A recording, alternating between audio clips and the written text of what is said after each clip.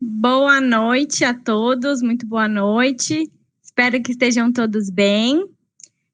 Quero agradecer a presença de todo mundo que está aí assistindo a gente, que está acompanhando a gente aí todas as semanas, todas as quintas-feiras. Para quem está participando hoje pela primeira vez, seja muito bem-vindo. Eu sou a Marina, eu sou coordenadora do Departamento de Capacitação Técnico-Científica da Premier PET, e a gente vai dar início agora a mais uma edição do Premier PET Vet Talking online, hoje com um convidado muito especial, direto dos Estados Unidos, né? E a gente vai falar hoje de um assunto delicado e muito importante para todos nós médicos veterinários. Antes de chamá-lo, eu queria convidar vocês a seguir a gente, né? A Premier está em todas as redes sociais, no Twitter, no Instagram. A gente também está no TikTok agora. Aí estão os contatos do nosso canal de atendimento e fazer um convite para vocês também baixarem o nosso aplicativo Universo Premier Pet, com conteúdos exclusivos para todos os médicos veterinários. Como todas as semanas, então, a gente tem o sorteio no final da nossa transmissão, né? Hoje a gente vai sortear 9 participantes que estão aí assistindo a gente. São 6 miniaturas de gato e 3 caixinhas de som do nosso kit Podvet, que vão ser sorteados. E lembrar sempre que os sorteados têm que ter postado no Instagram um story ou uma foto participando aqui, assistindo a nossa transmissão. Marcar a nossa @PremierPet, marcar a nossa hashtag também, VetTalk, deixar o perfil público para a gente poder ver o post e assistir pelo menos 80% da nossa transmissão, tá bom? Bom, então, vou chamar o nosso convidado de hoje, Dr. Hélio Altran, para falar sobre o tema Covid-19, como proteger o médico veterinário. O Dr. Hélio, ele tem graduação e mestrado em medicina veterinária, PhD em Ciências Clínicas pela Universidade de Ohio, é certificado em gerenciamento de hospitais veterinários. Ele também é membro do Comitê Científico da Sociedade Internacional de Doenças Infecciosas de Animais de Companhia e do Conselho Consultivo Internacional do Comitê Latino-Americano de Vacinologia. Ele já participou da formulação das diretrizes de vacinação para cães e gatos em vários países e hoje é professor do Departamento de Ciências Clínicas da Universidade de Oregon e também diretor e membro do Corpo Clínico do Hospital Veterinário da Universidade. Muito obrigada, doutor Hélio, pelo aceite do seu convite. No final da palestra dele, então, a gente vai abrir para perguntas, tá? Então, quem tiver dúvidas, perguntas, podem mandar aí no chat. Não esqueçam de colocar a hashtag antes do início da pergunta. E muito obrigada. Então, vamos começar. Boa palestra, doutor Hélio.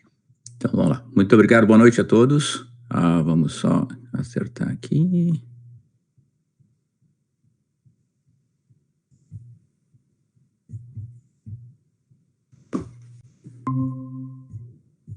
Tá aparecendo sua apresentação aqui pra gente.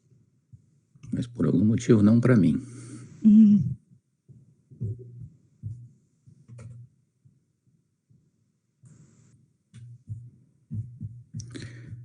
Então tá, então vamos lá. Boa noite a todos. Vamos conversar um pouquinho sobre Covid-19, que é uma coisa muito importante, muito atual, e também pensar naquelas coisas que são importantes para nós como médicos veterinários, porque o mundo realmente mudou nos últimos meses.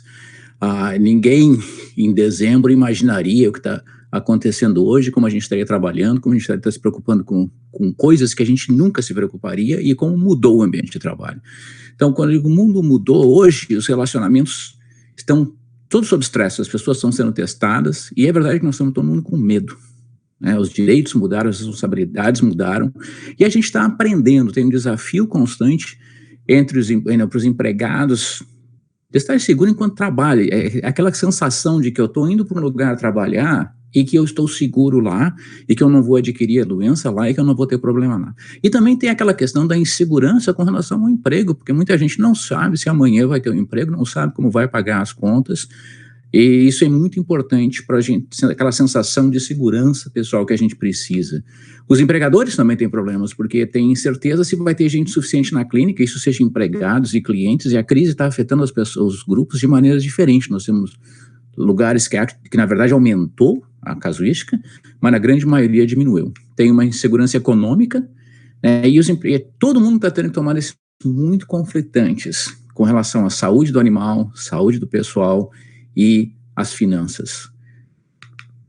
E a proteção é hoje um conceito amplo. A gente tem que pensar, quando pensa em termos de proteção, tem que pensar não só em estar bem emocionalmente, mas também na proteção do ponto de vista de eu não vou adquirir a doença. Nós vamos nos concentrar aqui na questão da doença. Em março, saiu as recomendações do Colégio Brasileiro de Cuidados Emergenciais, de Emergência e Cuidados Críticos, junto com o pessoal da Associação de Medicina Intensiva Brasileira, saíram recomendações gerais de como trabalhar.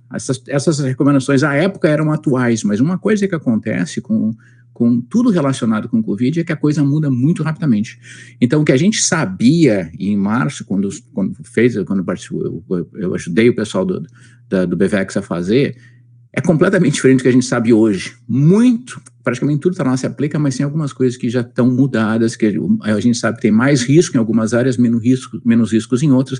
Então, eu vou partir daquele ponto e para o que a gente tem hoje. Então, voltando, dentro do conceito amplo de proteção, nós vamos trabalhar aqui nessa próxima hora sobre a proteção com relação à doença. E toda vez que eu tenho que pensar em termos de controle de infecção ou de prevenção de infecção, eu tenho que identificar aonde estão os meus riscos. E os riscos para a nossa profissão estão em vários locais. Então, o veterinário, quando está no hospital, quais são os riscos? Primeiro, é o contato com muitas pessoas diferentes. Quanto mais gente eu contactar no dia a dia, maior vai ser a chance de encontrar alguém que está em estado pré-clínico ou é um portador assintomático. E isso são os proprietários dos animais, mas também são os colegas com os quais eu trabalho. Uma outra coisa que é muito importante é os ambientes fechados e pequenos. Trabalhar dentro de uma sala é um fator de risco. Num ambiente com pouca ventilação é um fator de risco. Então, nesse caso, quem trabalha com grandes animais, na verdade, tem um risco menor de quem trabalha com pequenos animais. E os ambientes na clínica são tradicionalmente pequenos. Inabilidade de manter distanciamento físico. E aí não é aquela inabilidade porque eu não quero, é inabilidade porque eu não posso. Tem muita coisa que eu faço no dia a dia na clínica que, por natureza, eu tenho que estar do lado de alguém. Eu tenho que estar muito próximo de alguém me ajudando. E por último, eu tenho que considerar também qual é o risco que vem de eu estar lidando com animais e qual é o risco dos animais me trazerem o SARS-CoV-2, o vírus que causa a Covid. Então, em termos de risco, na Inglaterra tem uma análise de risco com relação aos profissionais. Então, aqui estão todos os profissionais e a coisa é de acordo com o que a gente tem aqui. A exposição à doença, se é nunca até diário, e quão próximo eu estou das pessoas. Nunca estou próximo das pessoas, até eu estou quase tocando as pessoas. Então, quanto mais alto em relação a essa área aqui de cima, maior vai ser o risco de eu ter adquirir uma determinada doença. Então, só para aquela, bem no canto de cima à direita, tem uma bolinha, aquela com relação ao Covid são os dentistas. E no caso, o auxiliar de dentista, que é quem passa a maior parte do tempo cuidando da boca das pessoas. Por quê? Porque eu tenho um contato muito próximo com as pessoas e eu estou em contato numa área em que há transmissão. Então, qualquer trabalho dentário é um fator de risco. Onde estão os veterinários e os enfermeiros veterinários? E aqui os enfermeiros veterinários têm um risco um pouco maior do que no Brasil, porque os enfermeiros veterinários são a linha de frente, eles são a primeira pessoa que contacta com o proprietário que examina o animal. Então, os enfermeiros veterinários estão aqui, então, um contrato praticamente semanal, quase diário, e, de novo, entre a um braço de distância, quase tocando. E os veterinários estão mais acima. Então, onde exatamente a gente está?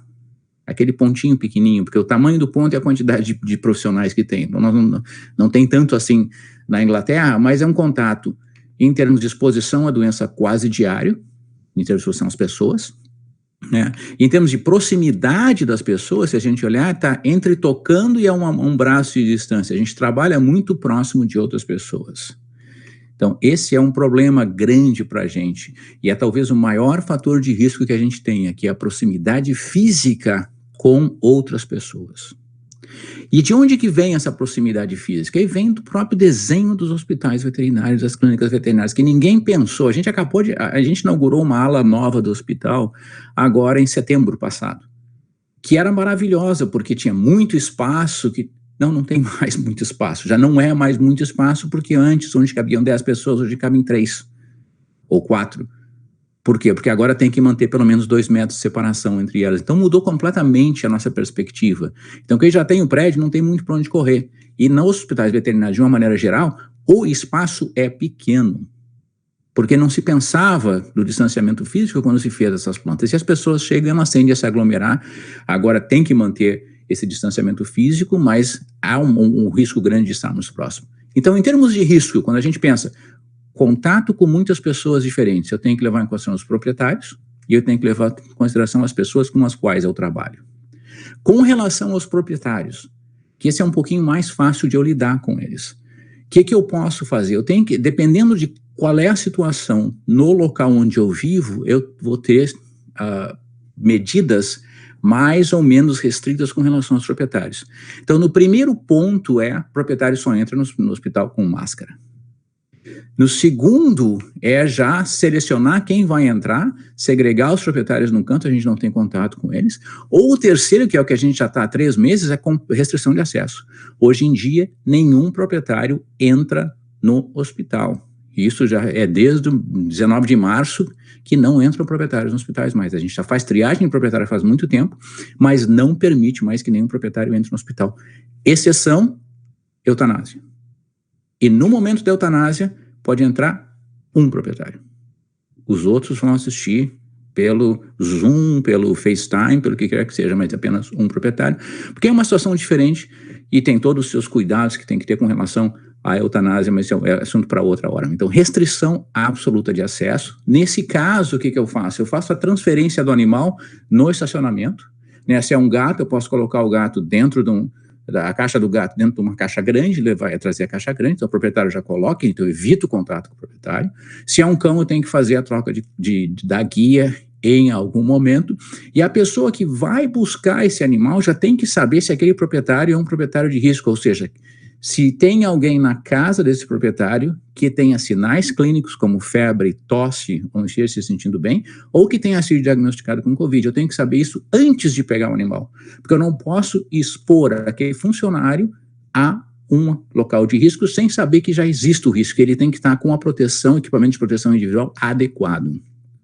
Então, proprietários, máscara, segregação, até a restrição de acesso. E nós estamos com restrição de acesso, nós estamos reabrindo o hospital e devemos estar de volta com atendimento do novo normal a previsão é aumentando semanalmente, até o dia 6 de julho nós vamos estar com o atendimento volta normal, mas não temos previsão de quando os proprietários vão retornar ao interior do hospital. Com relação aos colegas, é muito importante que a gente comece o dia pensando, eu não posso trabalhar doente. A maior parte da transmissão se dá em pessoas sem sinais clínicos, então a gente tem que pelo menos tirar todas aquelas que têm os sinais clínicos. E os sinais clínicos podem não ser muito acentuados. Então, todo dia, antes de iniciar o trabalho, eu tenho que fazer uma autoavaliação. Medir a temperatura, se estiver acima de 38, não ir trabalhar. Se eu não tenho tosse, se eu não tenho sinais respiratórios, se eu não estou me sentindo, e se eu estou me sentindo bem, ou seja, se eu não tenho febre, não tenho sinais respiratórios e estou me sentindo bem, eu posso ir trabalhar. Se qualquer desses não estiver 100%, eu fico em casa. E aí vocês estão vendo ali, tem um QR no cantinho da câmera, no cantinho da tela. Se jogar o QR vai dar no meu website vocês podem ter uma adaptação do que tem o CDC aqui nos Estados Unidos sobre como eu decido se vou trabalhar ou não, adaptado para o hospital. Então é só clicar lá que pode pegar direto do meu website.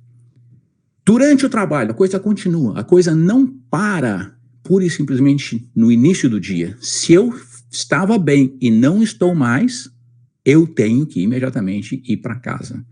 É uma consideração com os outros, eu tenho que me manter com a temperatura normal e estar saudável. E usar máscara e lavar as mãos. Lavar as mãos é uma das coisas mais importantes que tem hoje para a prevenção desse vírus.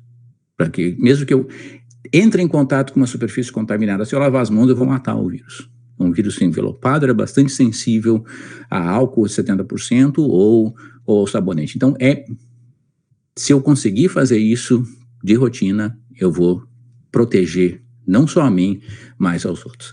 E a questão da máscara, que é uma questão por algum motivo controversa, e é controversa porque não se tinha muito dado ou não estava se olhando direito por os dados, mas hoje tem dados. Então já tem vários estudos demonstrando que a máscara ajuda e em que situações ela ajuda. Então esse aqui comparando a eficiência de filtração de massas de tecido usadas como máscaras de face para prevenir a prevenção da transmissão. Então eles fizeram a avaliação de passagem de partículas, e o que se determinou é que se eu tiver se tiver 2 tecidos diferentes, a máquina vai ter uma condição muito grande de prevenir a passagem. Mesmo que passe por um tecido, não vai passar pelo outro. E tem alterações eletrostáticas que também diminuem a filtração da máscara e ajudam na eficácia. Então a máscara realmente funciona. E o que esse estudo também definiu é que quando a gente usa tecidos híbridos, ou seja, 2 tecidos diferentes, aumenta em muito. Então, algodão com seda ou algodão com flanela diminui a filtração, mais de 80% das partículas muito pequenas não passam, e mais de 90% das partículas grandes. Então, o fator máscara é para aquelas pessoas que não têm sinais clínicos. Então, eu tiro todas as que estão doentes, tiro todas as que têm febre, mas ainda assim, mais de metade da transmissão é feita por pessoas pré-sintomáticas ou portadores assintomáticos. E para esses existe a máscara. O melhor é a máscara cirúrgica? Sim, a máscara cirúrgica é superior. O problema é que, pelo menos aqui nos Estados Unidos, para nós estamos numa crise de equipamento de proteção individual.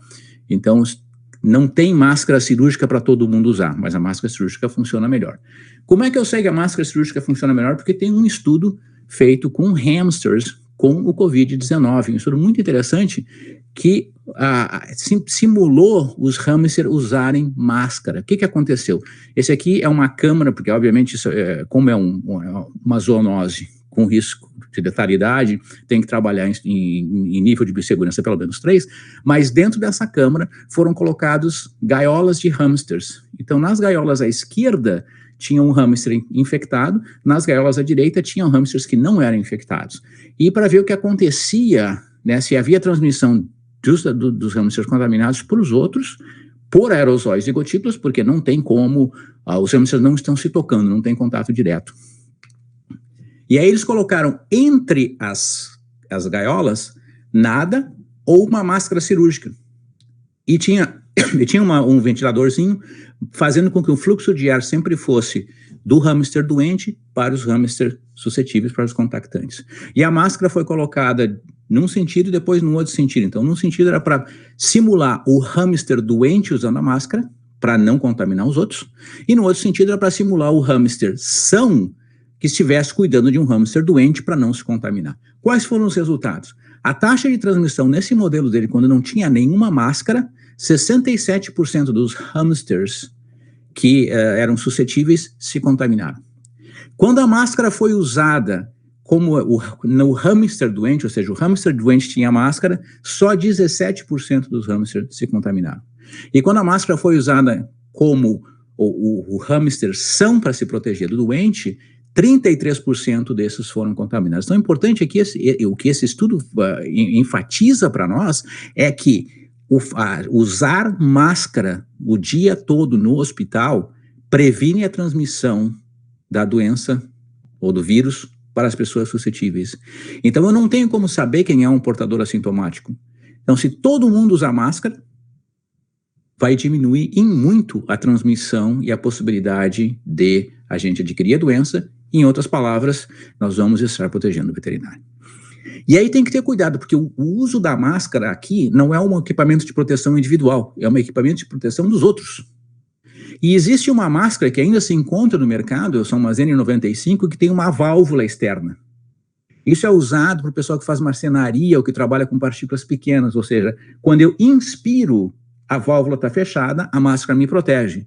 Quando eu expiro, a válvula abre, fica mais fácil de respirar, mas essa máscara não funciona para o que a gente quer.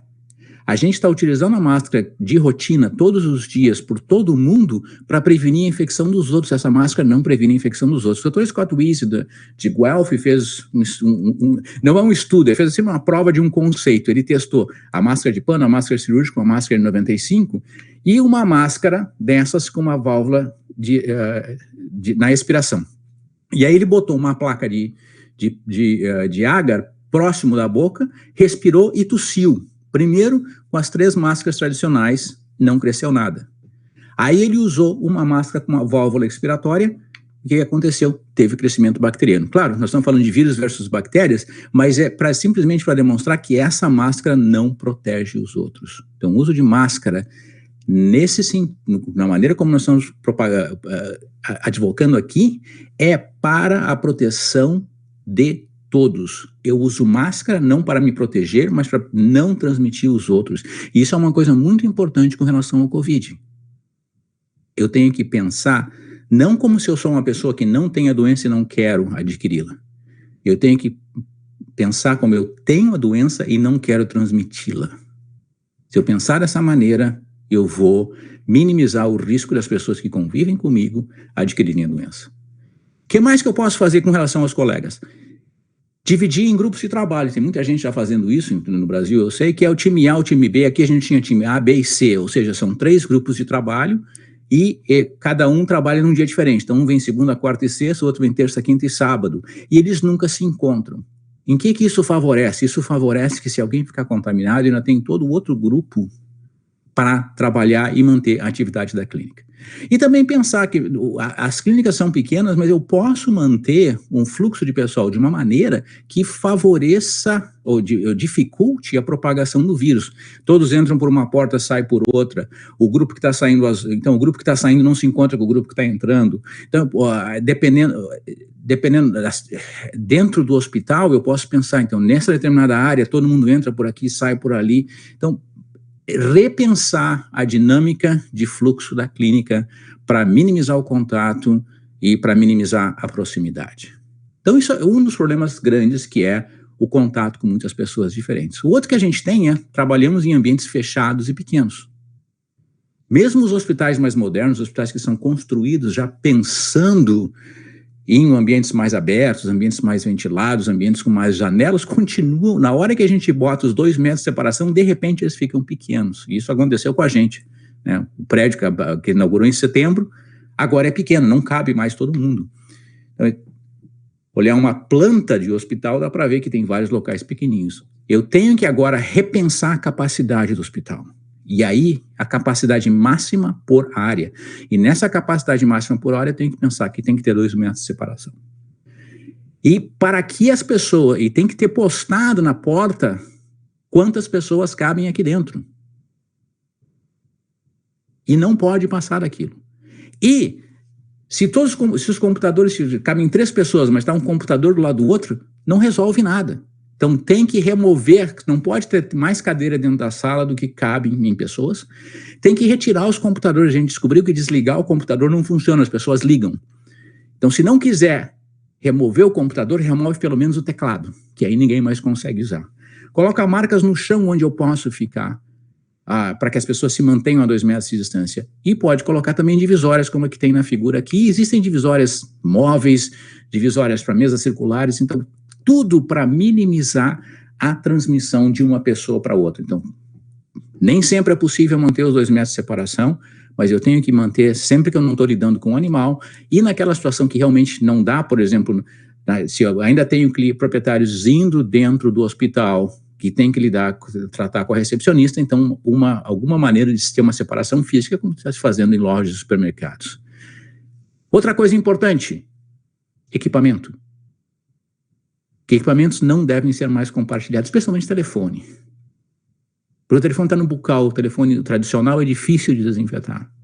Computadores, usar proteção de teclado. Os teclados modernos podem ser desinfetados, mas é muito mais fácil desinfetar a proteção de teclado. E tem que desinfetar antes e depois de usar. Então eu não posso aumentar o tamanho da minha sala, mas eu posso melhorar o ambiente. O que mais? Inabilidade de manter distanciamento físico. A nossa profissão por natureza, a gente não pode manter o distanciamento físico sempre, mas a meta é manter. Por que não pode? Porque as coisas que a gente faz requerem que a gente esteja próximos um do outro. Mas está na hora de repensar, porque tem coisas, não tem por que ter 5 pessoas olhando alguém fazer um ultrassom. Precisa alguém, talvez, para ajudar a conter o animal. Os outros podem estar longe hoje. O que não era um problema antes, agora é. Tem situações em que não dá, por exemplo, dentro da cirurgia, já fica bem mais difícil a gente começar a imaginar que poder estabelecer a separação. Então tem situações em que não dá, mas a meta para nós é a distância física sempre.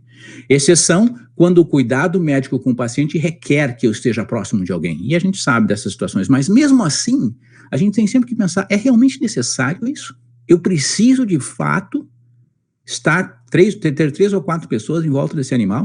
Quais são as minhas alternativas? Uma coisa que agora é medicar sem hesitar. Medicações tranquilizantes facilitam o manuseio do animal, diminuem o estresse, a ansiedade e o medo do paciente e minimizam diminui o número de pessoas que precisam trabalhar. E não é só isso, eu preciso realmente fazer, eu vou coletar sangue agora, depois eu vou coletar urina daqui a 1 hora, quem sabe eu coleto os 2 ao mesmo tempo, ou coleto mais sangue se eu vou ter que... para minimizar o número de vezes que eu vou ter que ter gente próximo daquele paciente. E planejar. Ou seja, não começa 2 a segurar o paciente quando eu vou pegar a seringa, vou pegar o tubo, não, pega tudo antes, e aí o que tem que ser feito sem distanciamento é o mais rápido possível, com a maior eficiência possível e acabar o mais rápido possível. Então, planejamento e eficiência. Lembrar que a gente tem a tendência de querer conversar com as pessoas. Então, um dos maiores problemas de qualquer ambiente de trabalho é o café. Então, evite o local de café. E o acesso ao café tem que ser escalonado, porque as pessoas baixam a guarda quando elas chegam no café. E tirar a máscara, porque tem que beber o café. Então, acesso escalonado, de modo que sempre se mantenha o distanciamento físico. E não tem essa coisa, eu vou lá na UTI conversar com o fulano. Não vai não. Tu vai lá na UTI se tiver que trabalhar lá. Se teu paciente estiver lá e precisar de ti. Senão, tu fica no teu canto, porque o risco de adquirir a doença aumenta com cada interação. E qualquer reunião clínica, qualquer coisa que tem que ser feito hoje, reuniões virtuais. Quando a gente começa a pensar em transmissão, o que é importante? E todo mundo sabe, isso aqui é um vídeo que foi publicado no JAMA, que mostra uma pessoa respirando, tem uma linha de 1 metro, né? Então vocês vão ver saindo as gotículas enquanto a pessoa respira. E o porquê? Os 2 metros ajudam a esse metro de separação e um pouquinho mais. Óbvio, se a pessoa estiver gritando, se a pessoa estiver cantando, essas gotículas vão mais longe, então 2 metros podem não ser suficientes. E depois a gente vai ver o que acontece quando a pessoa tosse ou espirra, que aí sai com uma velocidade muito mais alta e vai muito mais longe. Então, só o distanciamento físico não resolve nessas situações. E uma coisa, então agora é o espirro. Então vai muito mais longe, quase 8 metros de distância, uma velocidade muito maior, as gotículas vão muito mais longe. O bom dessas gotículas é que elas caem no solo. Mas o que se sabe hoje é que cada vez mais parece que a doença também é transmitida por aerossóis, e aerossóis ficam em suspensão por mais tempo. Então a transmissão é por gotículas e aerossóis e também por fomites. Qual é o mais importante? A gente sabe que é por gotículas e aerossóis. Mas por algum motivo todo mundo tem medo com relação aos fomites quando pensa no pelo dos pacientes.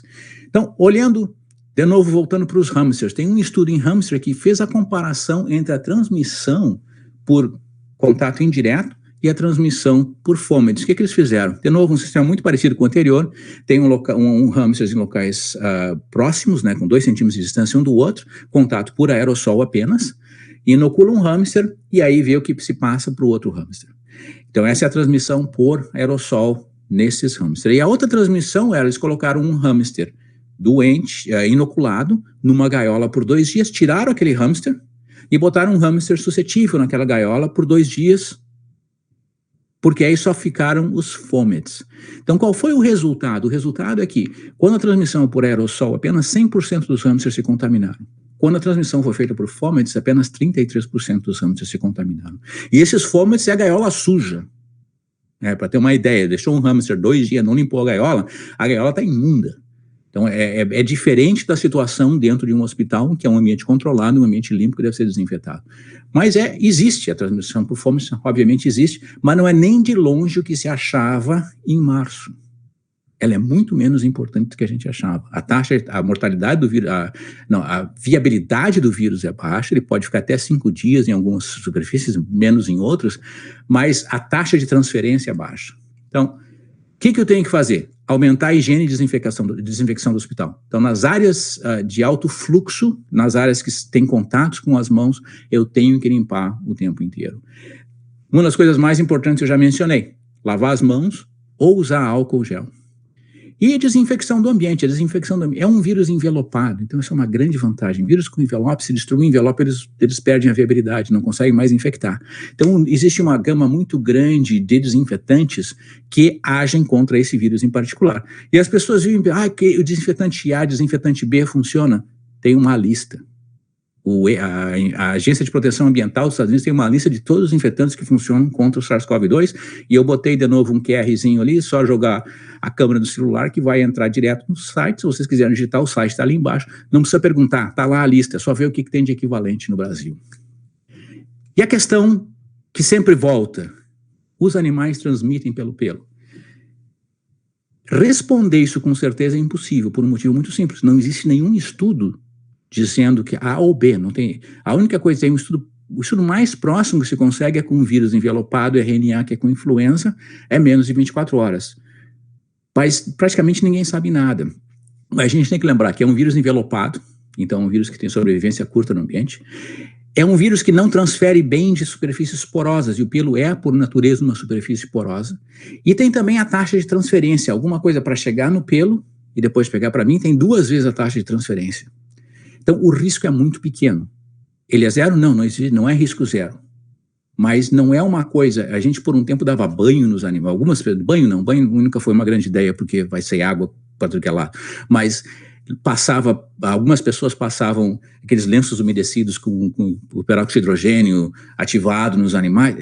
Primeiro, que ninguém sabe se funciona ou não. Segundo, não é necessário. Mas se alguém realmente tem medo, usa equipamento de proteção individual. Em um dia não deve ter mais nada, mas para o paranoico, em 3 dias, com certeza não tem mais nada no pelo daquele animal. E aí a gente passa para a última coisa, aquilo que é peculiar a nós, que são os animais. Os animais são um risco para nós. E a gente, no final do mês passado, 30 de abril, mas foi publicado no início de maio, nós fizemos uma revisão, eu fiz uma revisão com o pessoal de Curitiba, que a gente avaliou tudo que tinha com relação ao risco de animais de companhia, mas acabou falando de todos os outros. E isso saiu publicado no dia 13 de maio. E a gente está publicando atualizações semanais do que aparece nesses casos. E a última saiu agora na terça-feira. E se vocês quiserem começar a trás para diante, o QR que está aparecendo aí leva vocês para a última atualização, e dali para trás é só ir clicando nos links. Então tem toda a informação atualizada e isso vai continuar toda semana, a gente vai tentar fazer isso. Mas vamos pensar naqueles animais que a gente lida. A primeira pergunta é, os cães são um problema? E vocês talvez tenham conhecido o Winston, né? O Winston é um cão da Carolina do Norte que testou positivo para a Covid, aí tem uma foto dele sendo coletado, mas se descobriu na semana passada que foi um falso positivo. Na verdade, ele nunca teve, provavelmente, porque tinha 3 pessoas com Covid na família, e provavelmente que o tamanho da língua dele, quando tentaram coletar, deve ter contaminado no caminho, foi contaminação, ele não tinha vírus, não soroconverteu. O que acontece com os cães? Os cães podem ser infectados experimentalmente do ponto de vista que eles desenvolvem anticorpos. Tem 2 estudos, um com cães jovens e um com cães adultos, demonstrando que os cães infectados, eles desenvolvem anticorpos, mas eles não excretam o vírus, o que é muito importante para nós. O cão, interessante, a diferença entre o cão e o gato é que o receptor, o AC2, que é o receptor do que o vírus se conecta, é muito parecido no cão e no gato. Então, o cão deveria ser resistente, mas o que acontece com o cão é que o cão, se vocês olharem para aquela tabelinha ali, aquela figurinha, a expressão do receptor AC2 na cavidade nasal, no trato respiratório e no intestino é muito baixa. Então, o cão tem um receptor que é sensível, mas ele não está presente onde é necessário para o vírus entrar no organismo. Esse é um dos principais motivos, se acredita, pelo qual o cão é tão resistente à infecção. O que a gente tem hoje em termos de cães infectados no mundo? Tirando o Winston, e 6 milhões de casos de Covid no mundo hoje, tem 5 cães soropositivos. Eram 4, hoje, início dessa semana apareceu outro, então tem 5 cães soropositivos. Desses, tem um cão na Holanda que não tinha vírus, não se achou o vírus, só tinha os anticorpos. São os 2 cães de Hong Kong, um pastor alemão e um Spitz alemão, e agora no início da semana, 2 dias atrás, apareceu um pastor alemão aqui dos Estados Unidos, de Nova York. Então esses são os 3, os 2 pastores alemães e o Spitz alemão são os 3 que têm o vírus.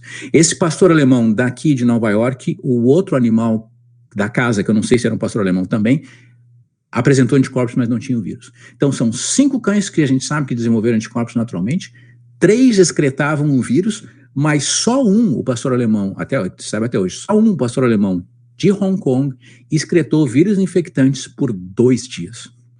Então, o risco de infecção por um cão é muito pequeno.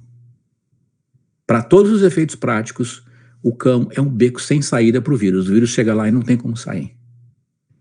É risco zero? Não existe risco zero. Se alguém entrou em contato com as fezes daquele cão de Hong Kong, no primeiro dia talvez pudesse se infectar. A gente não sabe a quantidade do vírus que ele estava excretando para saber se era uma quantidade de infectantes para pessoas.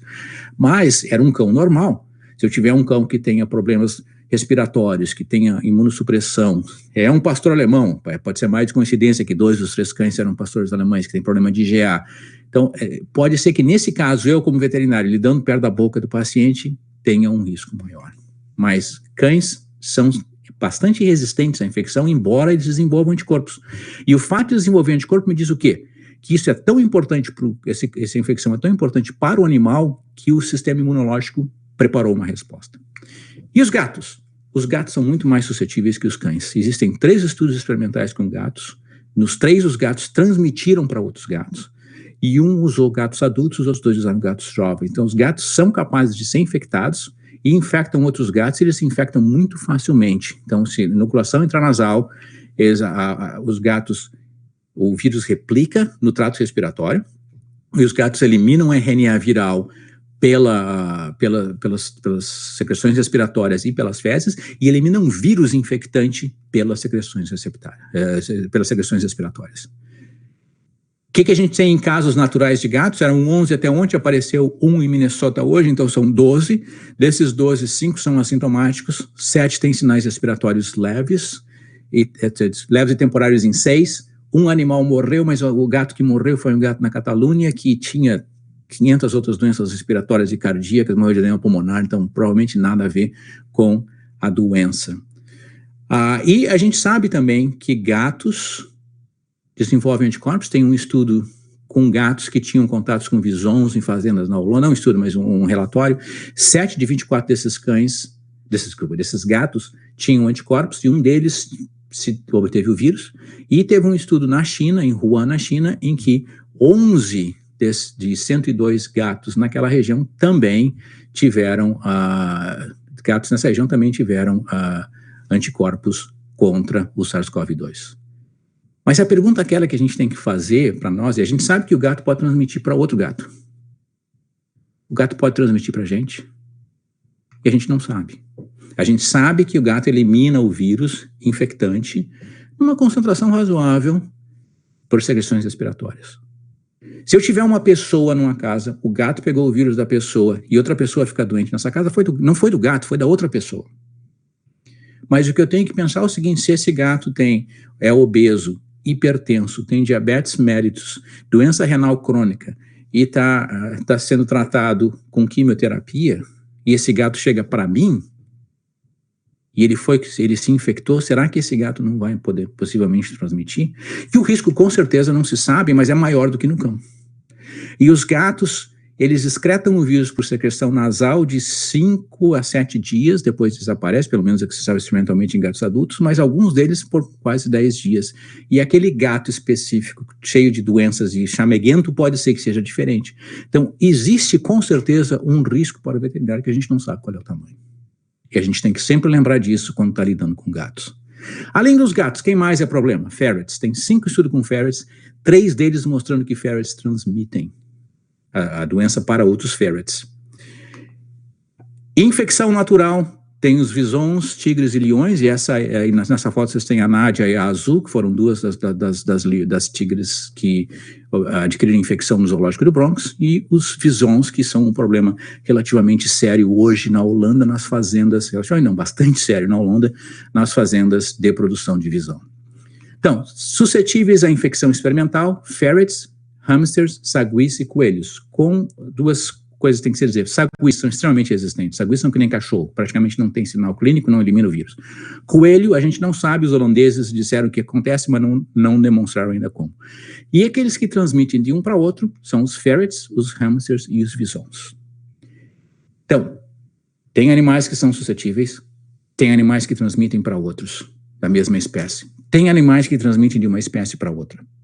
E a resposta é provavelmente sim, embora as evidências sejam circunstanciais, mas a evidência que os visons transmitiram para os gatos nas fazendas na Holanda. Mas até que alguém consiga sequenciar o vírus do gato e mostrar que é o mesmo que do visão, a gente não vai ter como certeza. E há uma teoria que os gatos foram que levaram o vírus de uma fazenda de visão para as outras. Então talvez tenha acontecido no sentido inverso. E aquela pergunta que a gente tem medo de fazer, mas que tem que fazer. Já ocorreu transmissão de animais domésticos para pessoas? E a resposta é sim. Tem pelo menos 2 casos de transmissão de vírus do vison para pessoas. É uma situação única na Holanda, que hoje só acontece na Holanda, mas é impressionante que não aconteça em outros lugares que tem fazendas de visão. A China é o maior produtor de visão do mundo. E o vírus que está circulando em visons já está circulando faz tempo. Várias semanas, começou em abril. E esse vírus já é diferente, então tem como saber de onde veio o vírus. Tem 2 funcionários de 2 fazendas diferentes que têm o vírus do visão e ninguém mais na região tem aquele mesmo vírus. E tem outros 2 funcionários que também têm, mas não se sabe se eles adquiriram o vírus do visão, se contaminaram da outra pessoa. Isso está sendo considerado um problema tão sério na Holanda hoje que ontem à noite saiu o comunicado de que é bem possível que eles vão simplesmente eliminar todos os visons das fazendas positivas, porque está havendo contaminação de pessoas, muitos visons têm infecção assintomática, agora é época de parição de visão, então que é uma vez por ano, vai aumentar em 6 vezes o número de visons com uma população altamente suscetível, e não sabe exatamente como controlar, e o vírus já está aparentemente estabelecido nessa população. Então, a única maneira de eliminar, enquanto dá, então, eliminar os visons. Então, é bem possível que, baseado no último relatório que saiu do Ministério da Agricultura para o parlamento holandês, dá a entender que eles realmente vão, são 8 fazendas que são contaminadas, nessas 8 fazendas eles vão eliminar todos os visons. Então, isso é uma coisa que a gente tem que começar a pensar, que a gente vai ter que entender o que está acontecendo lá para poder explicar para as pessoas o que está acontecendo quando alguém diz, mas o meu gato não é problema. Porque, com certeza, se eles forem em frente com essa decisão de matar todos os visões dessas fazendas, vai sair na imprensa. E a gente tem que estar preparado como educadores para dizer por que isso se aplica aos visões, tem transmissão para pessoas, e o vírus está estabelecido, é um vírus que já mutou o suficiente para ser identificável como sendo diferente dos outros. E a gente vai ter que ser capaz de responder isso, porque um dos nossos trabalhos é de educadores. E isso só nós podemos fazer. Então, com relação à transmissão, eu tenho que ter uma espécie suscetível, né? Quando eu penso, voltando ao tema, ao tema do original, como eu protejo o veterinário? Eu tenho que ver se eu estou lidando com uma espécie suscetível. Quem trabalha com porco, não precisa se preocupar, porco é resistente, porco não se contamina, tem 3 estudos tentando contaminar porco e ninguém conseguiu. Se o animal vem de uma residência de alto risco, eu tenho que perguntar para todo mundo que vem para o hospital se tem alguém com Covid na casa, se tem alguém que esteja tossindo, se alguns sinais respiratórios, alguém com febre. Triagem de clientes para poder determinar o risco daquele animal. Saber qual é o material infectante, se são secreções respiratórias, e pelo menos o RNA sai nas fezes. A gente não sabe se sai em quantidade suficiente para infectar. Ou se são vírus infectantes, embora num caso tenha sido achado vírus infectante nas fezes. E a partir daí, criar o equipamento de proteção individual necessário e que isolamento eu tenho que fazer para que eu não tenha o problema dentro da clínica. Essa é a tabela que a gente tem aqui, que a gente usa aqui no hospital, que é claro, como é hospital de grandes animais, tem todo mundo, mas o importante dessa tabela é a análise de risco. E dependendo da análise de risco, espécie suscetível, tipo de procedimento, a exposição ou não, eu tenho um nível de segurança com uma cor diferente e um número diferente, e aquele nível já me diz exatamente o que eu tenho que fazer com relação àquele animal, se é rotina, se eu tenho que botar em semi-isolamento, eu tenho que botar em isolamento total, e que equipamento de proteção individual eu tenho que utilizar. Então, vamos um por um. Critérios. Qual é o procedimento? Se eu vou fazer um procedimento de alto risco de contaminação, procedimentos que geram aerossóis, eu estou trabalhando muito perto da boca, odontologia, intubação, cirurgia na boca, eu tenho que estar com um nível mais alto de equipamento de proteção individual. Susceptibilidade, gatos com certeza, ferrets com certeza, hamster com certeza, camundongo não precisa, não são sensíveis, rato a mesma coisa. Cães, a gente está botando os cães juntos com os gatos, o risco é menor, mas o risco existe, mesmo que seja pequeno. E a exposição, eu tenho que avaliar a residência, se é uma residência de risco ou não. E quais são os sinais compatíveis, porque se eu tenho, no caso do gato, existem vários gatos com sinais respiratórios e gastrointestinais, então se eu tenho sinais respiratórios agudos em um gato, eu vou ter que ter cuidado com esse gato. Início a menos de 7 dias, que é o que a gente considera como agudos, e a mesma coisa para sinais gastrointestinais. Então, quais são os equipamentos de proteção individual que a gente usa? A gente usa aqui, na rotina, o tempo inteiro, máscara de tecido ou cirúrgica. E aí, de novo, é um equipamento de proteção de todos, não é um equipamento de proteção só de mim. Eu não quero contaminar os outros. Se eu tenho um procedimento que vai gerar aerossóis, é um paciente de baixo risco, ou seja, um paciente que não foi exposto ao COVID, ou não tem risco de exposição ao COVID. Então, usar luva, máscara cirúrgica, um jaleco impermeável dedicado para aquele tipo de procedimento e óculos. Se é um paciente de alto risco, a coisa muda. Eu tenho que manter a luva, mas nesse momento eu preciso de uma máscara N95. Eu não vou trabalhar na boca de alguém que é de alto risco sem ter uma máscara que me dá uma proteção máxima. E é praticamente o único lugar em que a gente está usando a N95 hoje são nesses pacientes de mais alto risco, porque não se encontra a N95. O jaleco descartável, impermeável, óculos e máscara facial, a não ser que seja aquelas máscaras faciais que bloqueiam tudo, que aí não precisa usar também os óculos. Saindo do procedimento, indo para o tipo de paciente, se eu tenho um paciente não exposto com risco baixo, então luva, se é padrão da clínica usar luva, usa luva, máscara de tecido cirúrgica, jaleco, não há necessidade de proteção individual, esse animal vai ter uma hospitalização de rotina. Se eu tiver um animal que vem de uma casa que tem o problema, né, que é um paciente que é exposto, aí o risco é moderado, luvas com certeza, máscara cirúrgica, máscara de tecido não é mais apropriada, porque não filtra partículas pequenas, jaleco dedicado e impermeável, e uso de óculos. Esse paciente, no nosso caso, vai para uma área especial, que nós temos uma hospitalização de animais expostos. Então, ele vai para um semi-isolamento. E por último, eu tenho aquele animal exposto com sinais compatíveis. Esse é um animal com risco alto. Esse animal tem que usar luva. Eu tenho que usar uma máscara cirúrgica ou N95, dependendo da disponibilidade. Óbvio, se eu tiver N95, eu prefiro usar N95 nesses casos. E um jaleco impermeável, descartável, óculos e máscara facial. E esse paciente vai para o isolamento. Então, quando eu penso em como proteger o veterinário, eu tenho que pensar sempre da seguinte maneira: onde vem o risco? O risco vem do contato com muitas pessoas diferentes, proprietários e colegas, de eu trabalhar em um ambiente fechado e pequeno, inabilidade de manter o distanciamento físico e, por último, os animais que podem ser um fator de risco também nessa situação. E quando eu levo tudo isso em consideração, fica fácil eu desenhar um sistema e um plano que vá minimizar o risco e a gente vá conseguir proteger os veterinários com os quais a gente convive no dia a dia. Então, era isso que eu tinha para apresentar. Muito obrigado a todos por terem vindo. Muito obrigado, primeiro, por ter propiciado essa oportunidade para a gente. E, pelo que eu estou entendendo, a gente vai ter algumas perguntas. Então, vamos voltar à palavra. Muito obrigada, doutor Hélio. Foi muito esclarecedor, muita novidade aí, né? Acho que muita coisa que ninguém não tinha ouvido falar ainda. A gente teve bastante pergunta. Estão perguntando em relação aos gatos que manifestam sinais respiratórios, sinais gastrointestinais, se esse novo coronavírus ele tem alguma relação com o coronavírus felino ou não? Absolutamente nenhuma. São de gêneros diferentes, os coronavírus felinos da peritonite infecciosa e o entérico, né, que são mutação pequena, são do grupo alfa coronavírus e o coronavírus do Covid, da SARS original, do MERS, são beta coronavírus. Então, eles têm uma diferença bastante grande entre eles. A semelhança genética entre esses dois coronavírus é menor do que a que existe entre uma zebra e um cavalo marinho. Eles são muito distantes geneticamente. E eles utilizam receptores diferentes.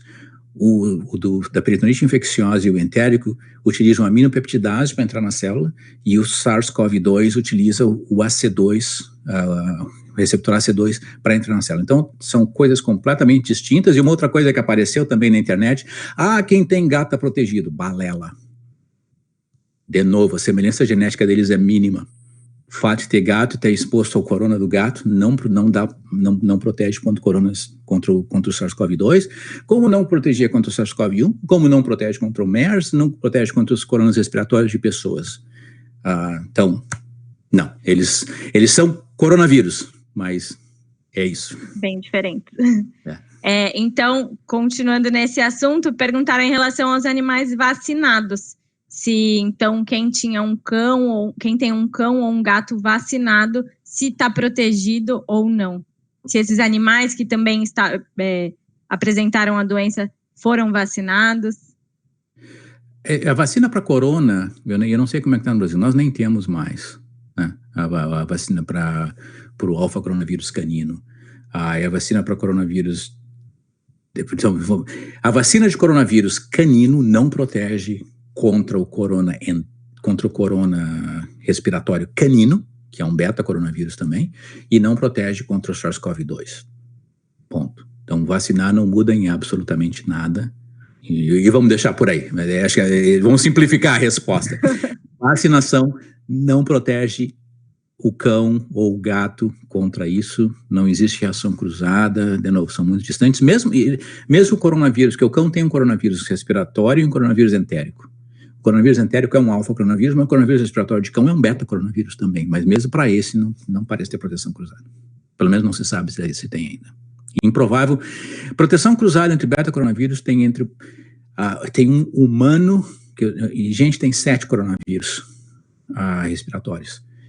Então tem um humano coronavírus respiratório que tem proteção cruzada, um pouquinho de proteção cruzada contra o coronavírus bovino.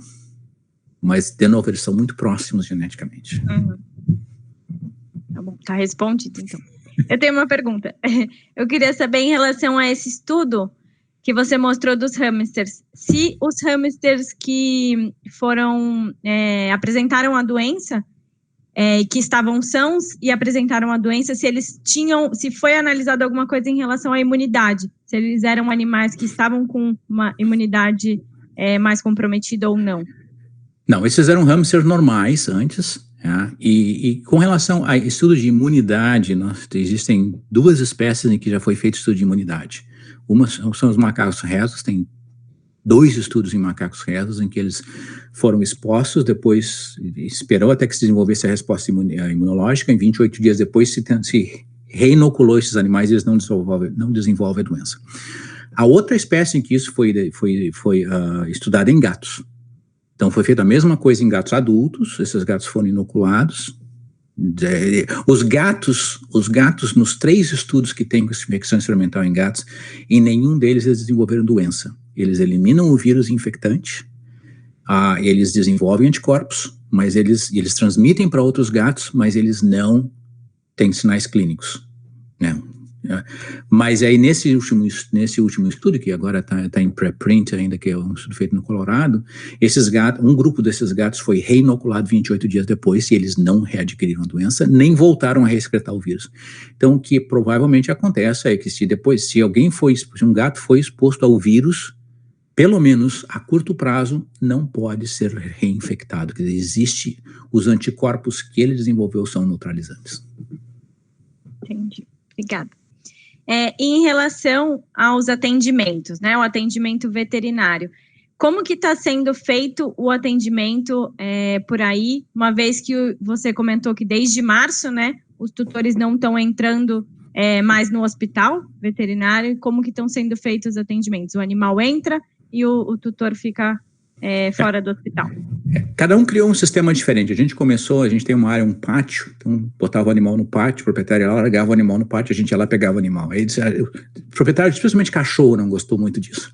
Então a gente mudou o sistema. E agora, como a gente está atendendo mais, né, toda semana a gente aumenta um pouco o número de casos que a gente recebe, então a gente criou um sistema o proprietário chega, a hora que ele chega, ele liga, diz, não, o senhor vai para o estacionamento número 1, 2, 3 ou 4. E a gente já sabe que quem está no 1, se é exposto ou não é, se é cão, se é gato, então a pessoa que vai buscar já sabe que tipo de equipamento de proteção individual vai ter que ter, vai lá, pega o animal, traz para dentro.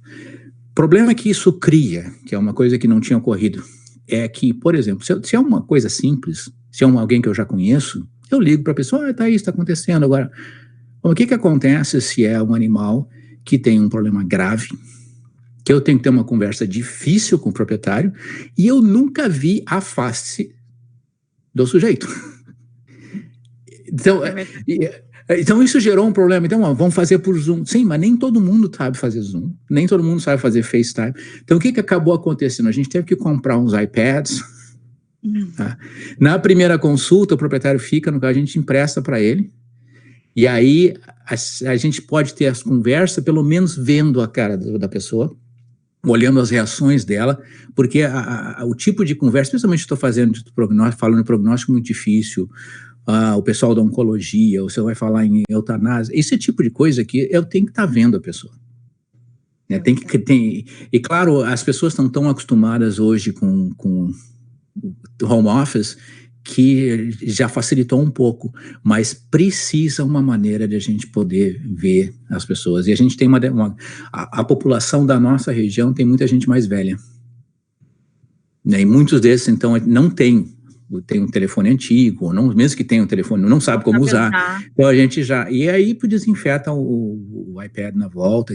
Então criou a necessidade de ter um número X de tablets especificamente para a gente poder conversar com os proprietários, porque senão realmente não ia dar para ter o tipo de conversa que a gente tem que ter às vezes. Mas basicamente é isso. E tem hospitais que criaram um túnel, né, que eu largo o animal de um lado do túnel, pega do outro. Criatividade, e é óbvio que aqui é um pouquinho mais tranquilo, porque de uma maneira geral as clínicas têm estacionamento.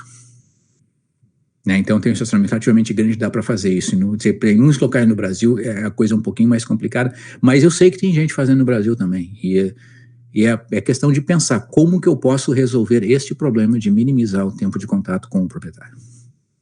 Entendi.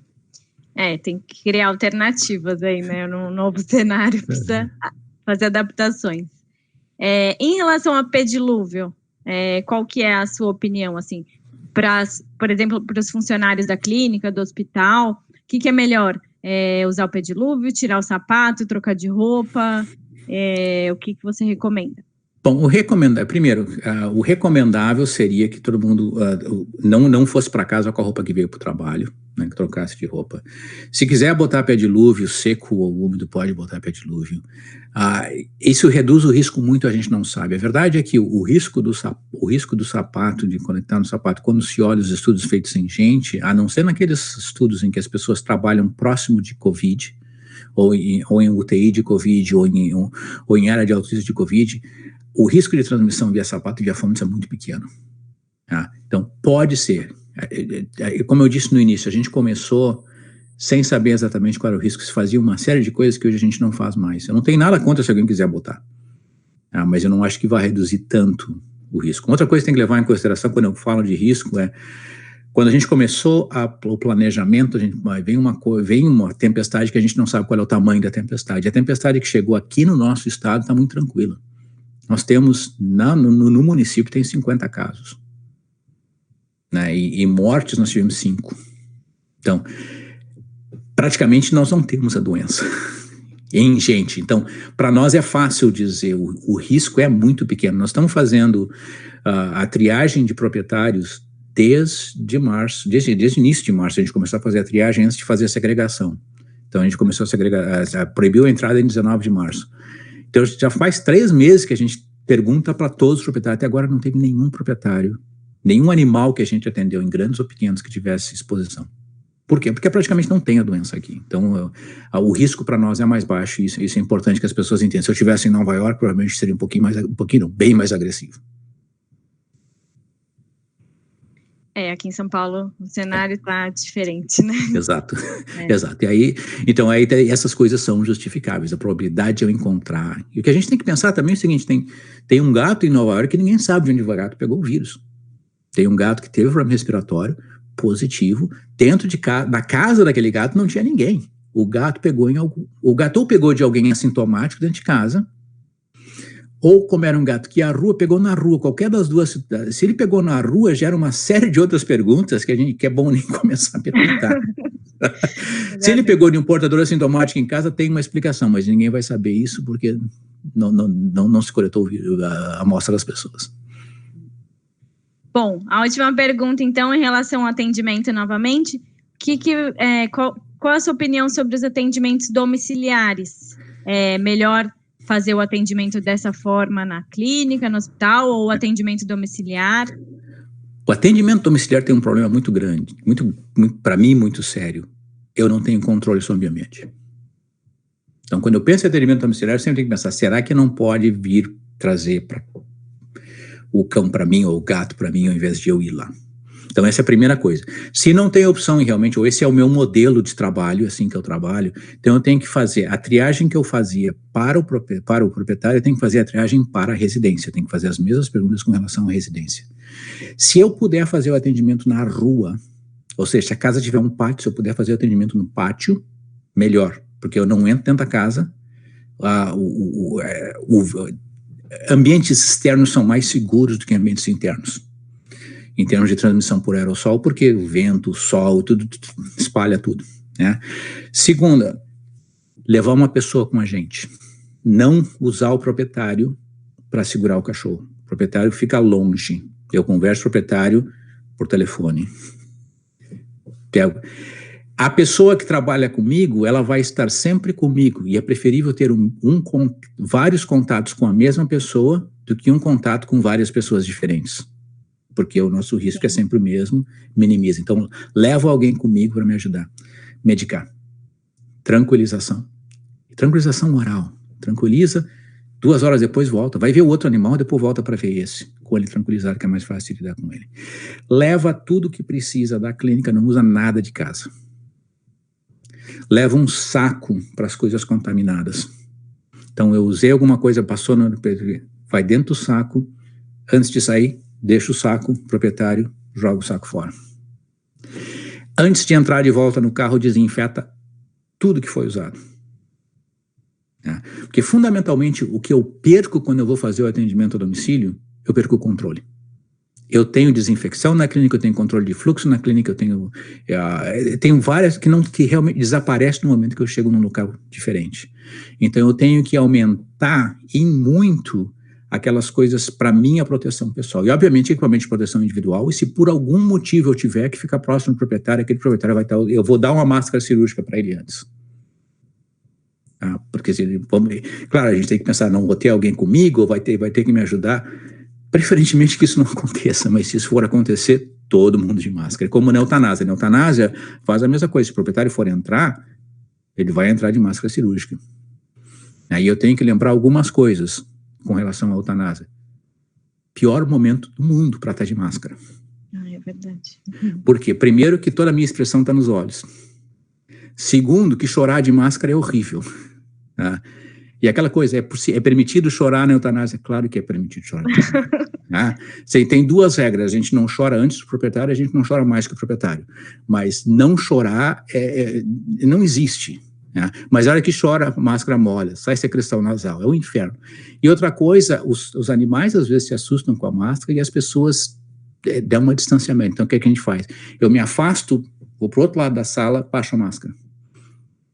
Cumprimento o proprietário, cumprimento o animal, converso um pouco com o animal e depois boto a máscara de volta. E aí eu me aproximo. Porque gera um pouco mais de proximidade. Mas essas coisas é importante. Então, se eu for atendimento a domicílio e eu tiver que lidar com o proprietário vai estar de máscara, eu vou dar uma... Não vai ser uma máscara de pano, vai ser uma máscara cirúrgica que eu vou dar para ele. Entendi. Muito bom. Muito, muito obrigada. Queria agradecer novamente pelo aceite do convite. Eu vou dar, então, aqui os últimos recados antes da gente fazer o nosso sorteio.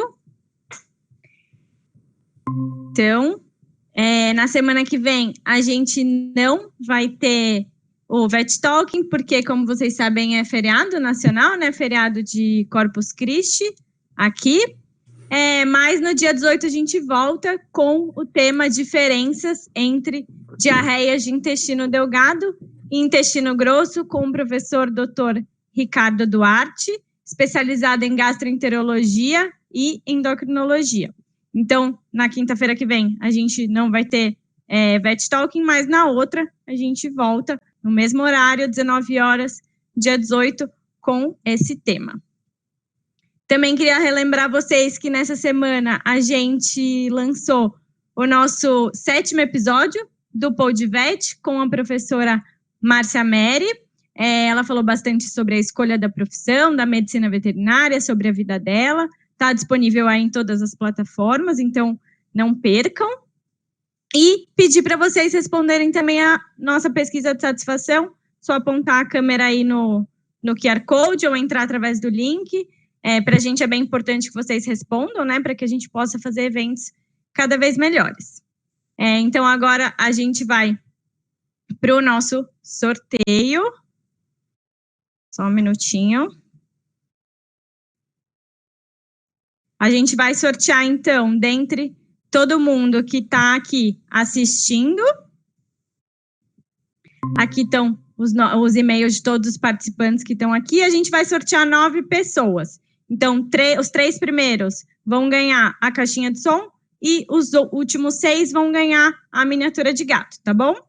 Vamos sortear. Boa sorte para todo mundo. E esses foram os sorteados. Então, aqui os 3 primeiros ganharam a caixinha de som e os 6 últimos o gatinho, tá bom? A gente vai entrar em contato com vocês através desse e-mail para fazer o envio do brinde. Queria agradecer novamente a participação de todos, agradecer muito ao Dr. Hélio. Muito obrigada, pessoal. Uma boa noite a todos, se protejam. E é isso. Muito obrigada, Dr. Hélio. Que isso, eu que agradeço vocês, o povo que ficou aqui assistindo tarde da noite, o pessoal da Premier por ter propiciado isso, e vamos seguindo em frente. Na verdade é que no final das contas nós estamos todos juntos nessa luta, vamos seguir. É verdade. Obrigada. Boa noite, gente. Tchau, tchau.